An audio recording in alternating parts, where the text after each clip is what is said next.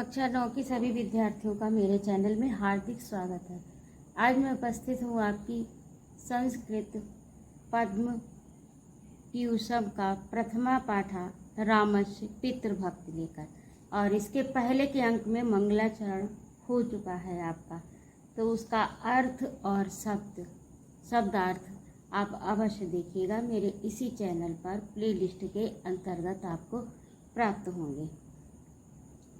तो आइए, इसका अर्थ बताने से पहले मैं आपको थोड़ी सी इस पाठ के बारे में भूमिका बता दूं।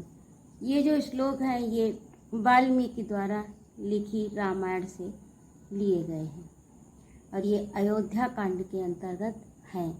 देवासुर संग्राम में एक बार महाराज दशरथ की रानी कैकेयी ने बहुत सहायता की थी और उसके बदले में राजा दशरथ ने कैकेयी को वरदान मांगने के लिए कहा था कि आप 2 वरदान मांग लें, लेकिन कैकेयी ने उस समय वरदान नहीं मांगे और आगे भविष्य में मांगने के लिए कहा। उसके पश्चात जिस समय राम के राज्य अभिषेक की तैयारी चल रही थी, मंथरा के कहने पर कैकेयी ने राजा दशरथ से वो 2 वरदान अपने मांगे। उसमें प्रथम था भरत को राज्य अभिषेक और दूसरा राम को वनगमन। पहला तो राजा दशरथ को भरत का राज्याभिषेक ठीक लगा, उससे उनको कोई कष्ट नहीं हुआ, लेकिन राम को वनगमन उन्हें बहुत दुखी कर गया। उसी प्रकरण को इस पाठ में लिया गया है। अब इसमें सुमंत द्वारा बुलाए जाने पर राम उस कक्ष में प्रवेश करते हैं जिस कोप भवन में महारानी कैकेयी पिछली रात थी और महाराजा दशरथ से उन्होंने वरदान मांगे थे। दशरथ की भी वहाँ पर उपस्थिति थी। तो सुमंत द्वारा बुलाए जाने पर राम जब वहाँ पर आते हैं तो आगे देखिए, तो इसका अर्थ देखते हैं। पहला श्लोक है आपका सददर्श।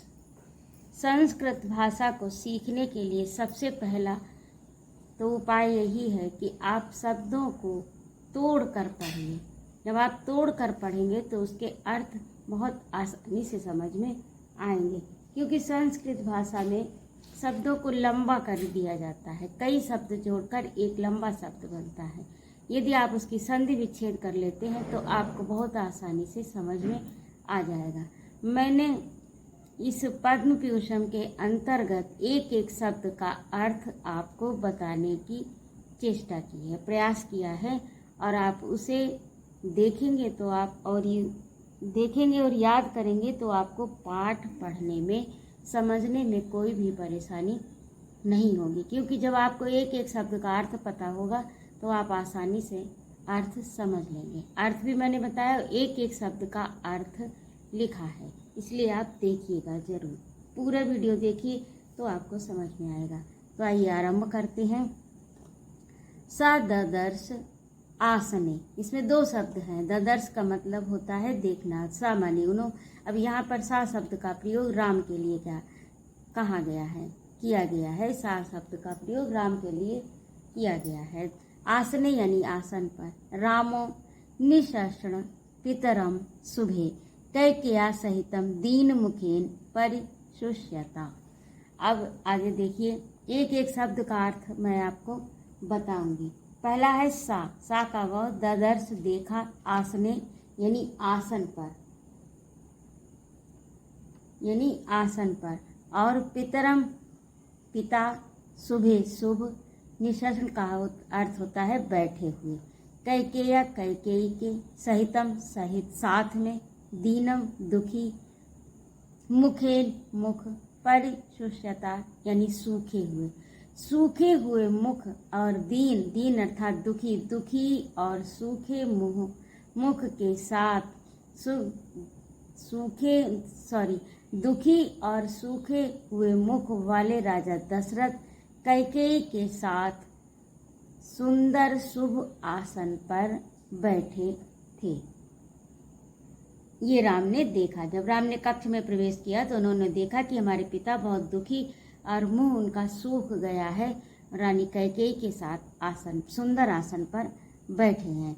स पितरश्चरणं पूर्वम अभिवाद्य विनीतवत। सा माने उन्होंने पितरश्चरणों, यहाँ पर भी सा का प्रयोग जो है वो राम के लिए ही हुआ है। पितरश्चरणों यानी पिता के चरणों में, पूर्वम यानी पूर्व, अभिवाद्य प्रणाम किया, अभिवादन किया, विनीतवत, विनीतवत का अर्थ होता है नम्रता से। उन्होंने पिता के चरणों में प्रथम अभिवादन नम्रता से प्रणाम किया। ततो उसके बाद वंदे वंदन किया, चरणों चरणों का कह किया, उसके बाद उन्होंने कैकेयी के चरणों का वंदन किया। सुसमाहिता का अर्थ होता है बहुत सावधानी से। तो इसका पूरा अर्थ इस तरह से होगा कि उन्होंने प्रथम तो पिता दशरथ के चरणों में प्रणाम किया, उसके बाद में फिर रानी कैकेयी के चरणों में सावधानी पूर्वक प्रणाम किया। तो आशा है ये आपको क्लियर हो गए होंगे। आगे देखिए, रामेति युक्त्वा तु वचनम बाष्प पर्याकुलेक्षणा ससाक नृपतिदीनो नेक्षितम नव अभिषा न अभिभाषित तुम। अब इसको भी देखिए, अभी इतने लंबा वाक्य है, इतना लंबा शब्द है, इसको अलग। राम इति युक्त्वा, राम एक बार कहा, सॉरी राम ने नहीं, एक बार राम कहकर, नृपति दीनो यानी दुखी, एक बार राम कहकर, तो वचन बोलकर, एक बार राम वचन बोलकर, बाष्प पर्याकुलेक्षणा यानी आंसुओं से भरे नेत्रों वाले राजा दशरथ, ससाक का अर्थ होता सके, नृपति दीनो दीन दुखी यानी दुखी राजा, नेक्षितम देख नहीं सके और ना ही बोल सके, यानी दुखी हुए राजा एक बार राम बोलने के बाद में चुप हो गए और वो ना तो बोल सके कुछ और ना देख सके। आंखों में उनके, नेत्र में उनके अश्रु भरे थे। दुखी और नेत्रों से अश्रुपूर्ण, दुखी और अश्रुपूर्ण नेत्रों से राजा दशरथ ना तो देख सके ना कुछ बोल सके, केवल एक बार राम कहकर। तो ये भी पूरा हो गया। अब देखिए अगला, चिंत्यामास चतुरो रामा पितृहिते रता। चिंत्यामास यानी चिंता में, चतुर राम ने, पितृहिते पिता के हित में, रत लगे हुए। चतुर राम चिंता में पड़ गए, चिंता से व्याकुल हो गए, चिंता आतुर हो गए या चिंता करने लगे। चतुर राम जो पिता के हित में लगे हुए, चतुर राम चिंता करने लगे या चिंतातुर हो गए कि स्वेद अद एव। अब देखिए इसको अलग अलग करिए तब आपको समझ में आएगा। अब ऐसे आप जब पढ़ेंगे तो आपको समझ में आएगा कि बहुत कठिन शब्द है, लेकिन देखा जाए तो बिल्कुल भी कठिन शब्द नहीं है। किस तरह से, जैसे किम को अलग करिए। स्विद का अर्थ होता है कारण, अद का अर्थ होता है आज, अद एव ही, आज ही, किस कारण से। नवर्तना राजा माँ मुझे प्रत्यभिनंदित यानी चिंता में चतुर राम ने, जो पिता के हित में लगे हुए चतुर राम हैं, उनको चिंता होने लगी कि किस कारण से आज राजा मुझको देखकर प्रसन्नता से बातचीत नहीं कर रहे हैं। ये हो गया 30। हाँ, ये यहाँ तक हो गया। अब अगला देखिए, अन्नदाम माँ पिता दृष्टवा कुपितो अपि प्रसीदत।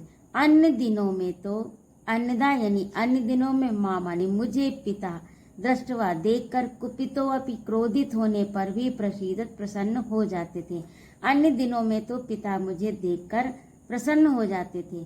तस्य मामद संपेक्ष मुझे सम्मुख देख कर, आज जो है माम यानी मुझे, अद मने आज वे मुझे देखकर, संप्रेक्ष सम्मुख देखकर, किम आयासा प्रवर्तते किस कारण से दुखी हो रहे हैं। मुझे आज देखकर किस कारण से दुखी हो रहे हैं। अन्य दिनों में तो क्रोधित होने पर भी यदि वो मुझे देख लेते थे तो प्रसन्न हो जाते थे, आज किस कारण से दुखी हो रहे हैं। सा दीन इव सोकार तो विशेषण वदन दुति कैकेयी अभिवाद एव रामो वचनम अब्रवीत। इस प्रकार से इव माने समान सा उन्होंने दीन और शोक से व्याकुल, आर्त माने दुखी, शोक से दुखी, दीनों के समान उन्हें विशेषण, विशेषण का अर्थ क्या होता है? मलिन, और वदन का अर्थ होता है मुख। अब इसको भी अलग अलग करिए। विशेषण दुखी, मलिन, वदन माने मुख और द्युति माने चमक, शोभा। उनके मुख की शोभा कैसी थी? मलिन हो रही थी, और उस मलिन शोभा वाले शोक से व्याकुल दुखी थे वो। कैकेयी अभिवाद एवं, कैकेयी अभिवाद यानी कैकेयी को प्रणाम करके आज ही रामो वचनम, राम ने कहा, राम ने कैकेयी को प्रणाम करके ये वचन कहा। क्या कहा? कस्मिद मनाया नापराध अज्ञानाद इन में पिता। कस्मिन मया यानी कोई मेरे द्वारा, न को अलग करिए, अपराध अज्ञानाद, अपराधम अज्ञानाद, क्या मेरे द्वारा अज्ञानता में कोई अपराध हो गया? इन में पिता, जिस कारण से मेरे पिता कुपितस्तन ममा चक्ष्व त्वमेवं प्रसादया। अब जो राम हैं वो कैकेयी से कह रहे हैं, क्या मेरे द्वारा कुछ अपराध हो गया है जिस कारण से पिता मेरे दुखी हैं? कैकेयी से पूछ रहे हैं। जब उन्होंने राजा दशरथ को इस प्रकार से देखा तो राम ने कैकेयी से पूछा कि ये शोक से व्याकुल, मलिन मुख, कांति वाले दीन के समान कैकेयी को प्रणाम करके राम बोले कि क्या कोई मेरे द्वारा अज्ञान यानी अनजाने में, अज्ञानता से, यह माने कोई अपराध हुआ है जिस कारण से मेरे द्वारा, मे का अर्थ होता है मेरे द्वारा, कुपित यानी क्रोधित, नाराज, मम यानी मुझे। अब एक एक आप देखेंगे तो आपको बहुत आसानी से समझ में आ जाएगा। आप सब यानी बताओ। अब इसको अलग अलग करेंगे तो आपको आसानी से समझ में आ जाएगा। कुपित, तन आक्ष यानी बताओ, तस्मै बैन त्वम एव नम प्रसादीय। अभी जो इसे भी अलग अलग करिए तो इससे भी अर्थ आपस में अलग अलग जब होंगे तो आपको अर्थ आसानी से समझ में आ जाएंगे। तो राम कैकेयी से कहते हैं कि अज्ञानतावश मुझसे कोई अपराध तो नहीं हो गया जिससे पिताजी मुझसे नाराज हैं। मुझे बताओ, अथवा आप ही उन्हें प्रसन्न कीजिए, अथवा प्रसादिया, आप ही उन्हें प्रसन्न कीजिए। तो यहाँ तक ये 7 पूरा हो गया।